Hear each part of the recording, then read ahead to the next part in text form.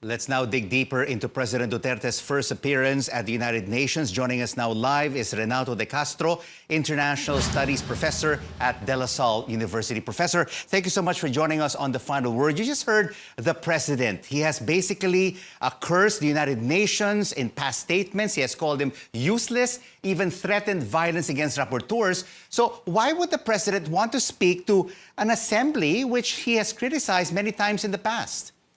Well, he's been in the office for the last 4 years.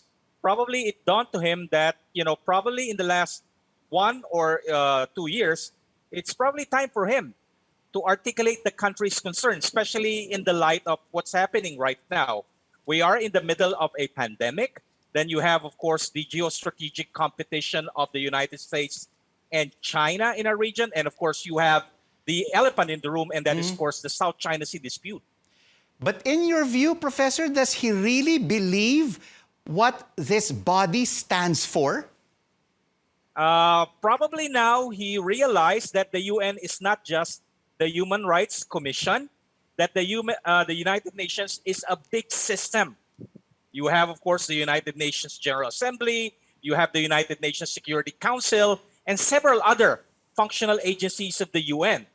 Probably after 4 years in office, what dawned to him is that, it's not just a human rights issue. Mm-hmm.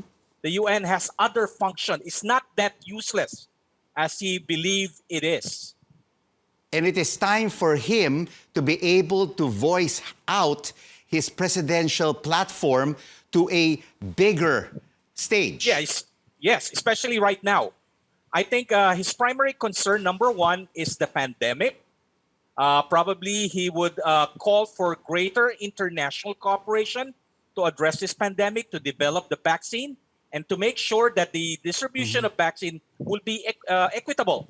Probably he'll take his time to criticize Western companies for asking advance payments. Then this is also my guess. Then he will be defending his human rights, or more specifically, of course, his drug war, and saying that he'll basically articulate again what I call his classical view of sovereignty. Not no other countries nor international organization could criticize us for those human rights violations. And of course, he would justify his war against drug. And I also see the possibility of him announcing that since he took over, we have pursued an independent foreign policy. Then again, mentioning the South China Sea dispute, saying that the best solution for the South China Sea dispute is, of course, the code of conduct. From the way you're saying it, Professor, he may not be too diplomatic in the words that he will use at the United Nations, but he could be using fighting words. Sometimes he just basically throws away his speech and just goes on an extemporaneous tirade. Probably, I suspect, since this is a virtual, he will stick with his script. Mm-hmm. Probably if he's in the New York right now, which I doubt would ever happen, even if we don't have the pandemic, he basically announced he will not go to the United States. He will not go to New York. So I don't know. It's your guess is as good as mine if he would stick with his script, because historically there are several instances where he would just throw the speech away and adopt a extemporaneous approach. And Professor, what about his independent foreign policy? Could this be in focus as well? In your view, is it really independent? Well, that's what he's arguing. But of course, as we have seen, his notion of his independent foreign policy is to push the Philippines away from the United States and the West and to gravitate towards what he called the new alliances, the non-traditional allies of the Philippines, Russia, and more importantly for him, of course, is China. But how can you have an independent policy if you continue to favor the Russians and the Chinese?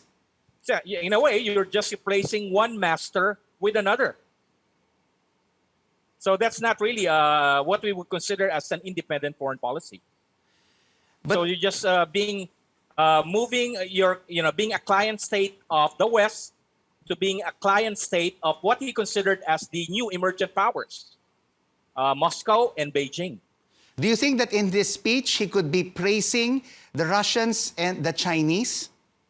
Chances are, of course, especially when it comes to the vaccine.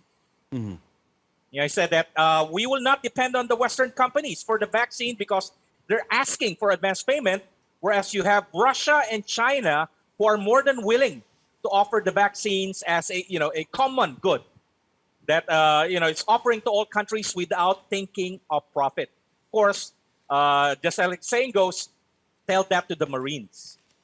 So we'll have to wait and see what kind of speech he will have before the General Assembly of the United Nations in a few hours' time. Thank you so much for your insights, Professor Renato De Castro, International Relations Expert from De La Salle University.